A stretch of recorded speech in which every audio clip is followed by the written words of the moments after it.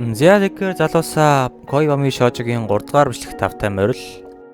Хэрвээ та шинэ үзэгч бол эхний 2 бичлэгийг нь үзсэн зүйтэй байх. Уг бол юу ч ойлгохгүй шүү дээ. За шууд бичлэгдээ орцгоё. Энэхүү бичлэг маань Хиногийн охины өнгөрсөнд болсон зүйлийн талаар эхэлнэ.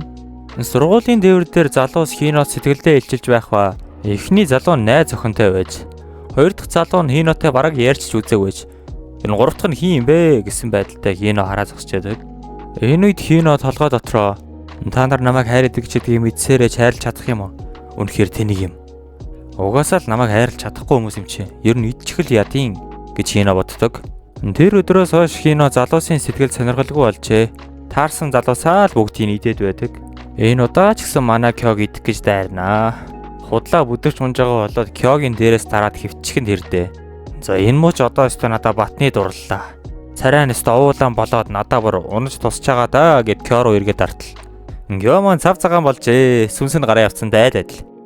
Тэгээ босч ирснээ Кё Хинод рууны лэн төгдөг ба бэртэгүйз ерөө бэрцэн бол үгээр шарахад арчгаа гэж хэлдэг. Айлсад гидсчээ үзсэн үү? Надаа бараг имийн сан шиг ийм олон төрлийн юм байна гэж баах юм гаргаад ирнэ. Дээр үгэнд нь Хино уурлнаа. Чи ч одоо яаж гисэн юм бэ гэж Кёгоос асууханд ирдээ. Намайг хайрладаг чидийг мэдсээрэж яагаад надад сайхан хандаад байна вэ? Чи надаас айж байгаа үсттэй. Үннээ хэлээч гэж Кёро хашгичж дайрдаг. Хиноч багаасаа чи бол хайрладаг. Тиймээс хүнд ч хэлээ харуулж болохгүй. Хин ч өөрийгөө энгийн охин биш гэдгээ баригдаж болохгүй гэж заалгаж өссөн юм байна л та. Тэдгээр ээжийнхээ үгсийг мэдсээрэж Кёд би чин мангас шүү дээ гэж хэлхэн дэр. Тэр хоёрын дунд хэсэг хугацааны чимээгүй байдал үргэлжилнэ. Дэрхүү чимээгүй байдлыг таслан Хино би сая тоглосон юм аа. Ингэж сайхан хандаад байвал би чамд дурлах нь байна гэж хэлдэг. Гэхдээ бидний төсөөлөх Кёгийн хариу үйлдэл тэс өөр байна. Үнэ би Хино санаас айж байна гэж Кё хэлдэг. Гэхдээ би чамайг хайрладагч болохоор ч айгаагүй. Төрөнөөс хойш би чамтай ойрхон суухан ч битгий л нүдрүүчэн ч ихцээр чадахгүй байна гэж Кё хэлдэг. Тэгээд хамгийн хөөрхөн нь Кё Хиногоос мангас болохоор нь биш, жирийн охин болохоор нь айгаад байгаа гинэ. Хэрвээ та нар санаж байгаа бол Кё маань охинтой баргийн харьцаж үзээгүй. Ингиж ойрхон суухан битгий л өөдөөс нь ч харж чадахгүй хүний өөдөөс гинт нэг экстра уярт охин гарч ирснээр дайраад байвал амар үсттэй. Кё маань бол тэгж л айсан байгаад байгаа. Үүнийг нь сонссон Хино жоохон балмагднаа. Тэгснээ байж байжснаа чи намайг сая энгийн гэсэн үү? Би хамаагүй илүү хөөрхөн шүү гэж хэлдэг. Кё маань сандарсандаа уучлаарай гэж орилхон дэрээ. Тэгэд нэгэнтээ караоке цог ирсэн учраас Кёгоор дуулах харуулдаг. Кё маань үнэхээр муу байх өгөө түүнийг нь Хино харж инээнэ. Энэ инээж байгаа царайн ч гэсэн их хөөрхөн Кёч муу юм аа гэж инээгээд байдаг. Ингэснээр орой болж Хино Кё хоёр гэр гэрээсээ чаталцгааж байдаг. Хиногийн ирсэн чатанс үзэхэд намайг хайрладаг гэж хинч битгий хэлээрэ гэсэн байх ба. Хайр идэгч нар нь үнэхээр ховор. Тэднийг хайдаг аимшигын байгууллагууд ч хүртэл байдаг. Тиймээс битгий хэлээрэ за гэж асуусан байдаг. Кё маань ч мэдээж хэлэхгүй гэдгээ амлнаа. Галзуу байгууллага гэсний сонсоод ягаад ч мөгөө ах толгойд нь орж ирнэ. За ингэснээр 3 дахь өдөр болдог. Кё маань ч 3 дахь өдрийн болцоо тохин болох Митобе Могу дээр иртэл. Нөгөө охин нь би өрсөлдөөнөөс гарлаа. Тиймээс өнөөдрийн болцоог марчволноо. Баяртайгаа яваад өгдөг. Кё маань ч гайхсантай яагаад гэж асуух боловч нөгөө охин нь харин гэж хариулаад цаашаа алхаад явхад тэр.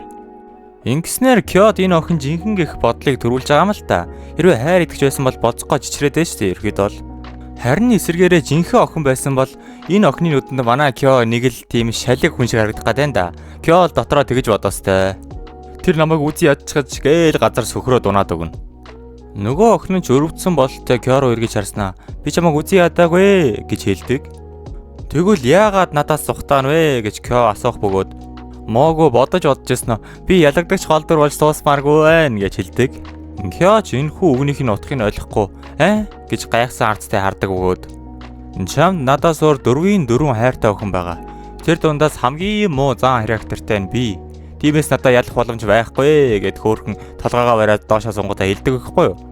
Энэ Могугийн охин болохоор үлдсэн охтуудын дундаас өөрийгөө сонгогдох боломжгүй гэд ер нь батны итгэцэн байгаа байхгүй да энэ байдлыг харахаар.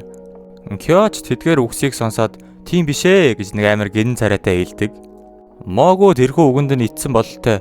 Хэрвээ чи надтай болзоонд явбал амар уйдгартай байж тээ. Тийм байсан ч зүгээр юм уу гэж асуух бөгөөд Кёч зүгээр гиснээр тэд бандсандаа болзоонд явхаар болдог.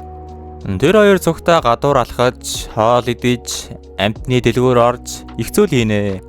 Уг нь Кё хоол идэж байхдаа энэ хамттай байна уу? Амьтан үзэж байхдаа энэ хөөрхөн байна уу? Өнөөдөр гадаа сайхан цагаагартай байна шүү гэж хэлэх болгонд дандаа тийм л гэсэн ганцхүү хэлээд байдаг. Энэ бүхний эцэст Могогийн тэсгэл алдарсан бололтой. Би ч юмд хилээ үсттэй уйдгартай байна гэж Кёд хэлдэг өгөөд. Кё маань ч тэгээд эрэхтэй юм болохоор байдлыг гартаа авахар шийджээ. Мито байсан. Хоёулаа ийшээ орж тоглоом тоглох уу гэж автомат тоглоомын газар руу заадаг. Би тэгтээ автомат тоглоом өмнө тоглож байгаагүй штэ гэж Кёд хэлдэг өгөөд. Кё чи тийм муу тоглолт юм уу гэж асуухт нь энэ Митофен чаавс цугтаа ийшээр цоглох найзгүй юм байл та. Ер нь Кётой адилхан. Гэхдээ одоо би ганцаараа биш. Тиймээс цугтаа орох уу гэж Кёгийн яриаг дэмжихэн дээр. Тэд тоглоом руу орж зоосоо аван Могоч амар хөөрхөн баярлчихсан. Кё ийшээ гэд Кёг дагуулаа яваад байдаг. Гэвч тэдний авсан зоос нь хормын төдөд дуусчээ. Болзоо нь улам бүр бүтлгүй болоод байгааг мэдсэн Кё заргаа барьжээ. Тэгтэл тэдний хажуугаар нэг манганы дүр зогсож байдаг ба. Тэр дүр нь болохоор нэг юм эвгүй царайтай. Гэхдээ хотын мангасыг устгадаг баатар юм гин л дээ.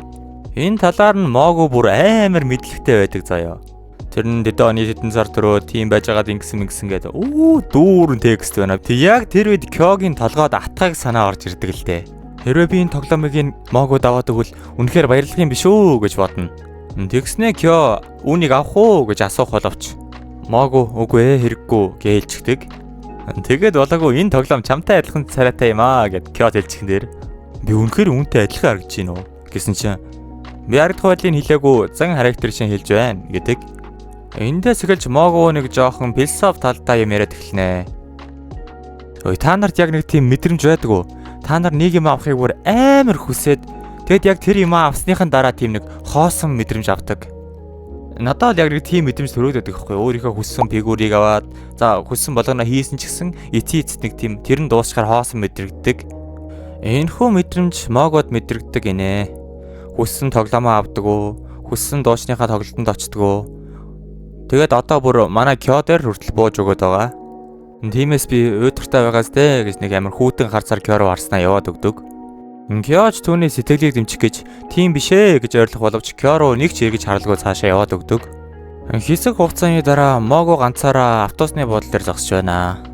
Тэгтэл түүний хажуугаар зөрсөн хэсэг залуус "Хөөе тэр залууг хардаа. Ёстой тэнийг харагдаж байна" ухааны юм яриад байдаг хэвгүй юу? Могуч гайхаад эргээд хартал манай Кё те. Нөгөө нэг чихмэлийг нь бариад ирсэн байдаг. Айгуу хөөрхөө.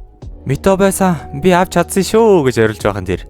Кё маань ганцаараа крантай тоглоод байгуулсан дуучлаарай гэх боловч нөгөө талаас нь Митобе чамайг хайж явсан дуучлаарай гэж хэлдэг. Үүгээр Кё маань нэг зүйл ойлгожээ. Болцоо гэдэг угаасаа бит хоёрын хийж чадах зүйл биш байна. Тиймээс дараагийн удаа уулзахдаа найзын хуваар цогтаа хөгжилцгөөе гэж Кё асуудаг. Кё маань эдгээр үгстэй итсэн болтой. Найзууд байхгүйсэн ч болно. Зүгээр танил эсвэл сургуулийн хүүхдүүд гээл яриагаа сонжруулж байхад Кё чи над чихмэл тоглоомоо жоохон өргөдөгж болох уу гэдэг хэвгүй юу? За яаж ийн? Болох нь уу? Ахиад дээшээ юу? Ахиад дээшээ гэж Могу хэлнэ. Экснэ Могу генет доошоо сууснаа тэр чихмэл тоглоом руу үсрээд хүрэх гэдэг хэвгүй юу? Олон удаа үсэрсний эцэст ашгүй нэг бүтэж нөгөө тоглоомоо тэрвэрэд газарт унаад өгдөг. Могугийн ингэсэн санаа нь болохоор өөрөө жоохон ч болов хичээж байж энэхүү чихмэлийг авах гэдэг юм байлаа л дээ. Тэгээд жоохон сууж байснаа би чиний найзаж болноо. Одооноос хоёлоо найзууд шүү гэж хэлдэг. Энэхүү үед Кёгийн бодлыг бидэнд харуулдаг л да. Энэ Могугээд охин хүнч вэ, хайрдагч вэ? Ямар ч ялгаагүй. Тэр өөрчлөгдөхийг оролдож байна гэж боддог. Цугтаа буудал хүртэл алгасан боловч Могугийн охин нөгөө чихмэлээд байхгүй их ядарчээ. Би туслах уу гэж Кё асуудаг боловч зүгээрээ би чадна гэд амар ядарчихсан хэлхэн дээр. Тэгээд жолоогүй би энэ чихмэлтэй өдөр болгон цаг унтнаа гэж хэлэхэд нь Кё бүр амар хичээж орхиноо. Та нар Кёг яагаад ичээд байгааг ойлгож байна уу? Сая нөгөө гранта тоглооны газар энэ чихмэлийг Кётой төстөөгөө хэлсэн дээ. Тэгэхээр ер нь Кёг тэрж унтнаа гэдэгтээ ялгаагүй зүйл хэлсэн болоод байгаа байхгүй та. Могуч бидэнтэй адилхан тэр хэлсэн үгээ гинэт санаад бүр амар ичээд Кёг өшгөлдөг. Найзууд болохоор хамаагүй гэж орилж яахан тэр. Кё галтрагны буудлын дээр зогсож байсан чинь нөгөө талд нь Могу чихмэлээ өөрчихсөн амар л эмгэн шиг хөөрхөн харагдаад байна ядж хахад. Могу арай гэж чихмэлээ зүүн галт хэрэгдээ суужээ. Тэр үед нүдэ анинга хүүхэд насныхаа талаар боддог. Тэрхүү хүүхэд насных нь бодол тунтэй баам манай Кё ороод ирж байгаа байхгүй юу? Тэгэхээр багада уулзчихсан болж таарж байгаа. Тэгээд жолоогүй Кёгийн нэрийг Кё Чан гэж дуудаддаг заяа. Тэгэхээр ерөөдөө багын найзууд байх магадлал өндөр. Гэхдээ би бол мэдэхгүй шүү guys. Тэгэхээр цугтаал мэдцгээе. Могу маань арай гэж нөгөө чихмэлээ гэртээ оруулж ирч чаджээ. Буудан дээрээ сууж яадаг. Тэгээд Кёгоос чат ирсэн байх өгөөд би чиний чихмэлтэй холбоотой анимыг үзсэн. Үнэхээр гоё байлаа гэж хэлдэг. Өөрийнх нь дуртай анимед Кё дуртай байхыг хараад Могу ихэд баярлнаа. Нөгөө хөлөө хөдөлгөөд байдаг. Энэ одоо юу гэмэрч та харуулчих яг ингээд хөдөлгөөд байдаг. Тэгснэ утасны залгаах фото харагдах өгөөд гинт Кётой ярихыг хүсэж эхлэндээ. Даан ч ичсэндээ залгаж чадахгүй. Яах вэ гэж бодоо сууж адил Кё өөрөө залгадаг.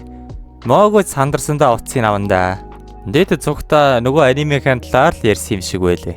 Кёгийн жинхэнэ хайраа олох зохиол улмал адармаатай болоод ах юм а ядж хахад. За тэгээд лайка дараа subscribe хийгээрэй. Нөө богоодгийн дугаа явуулцгаая.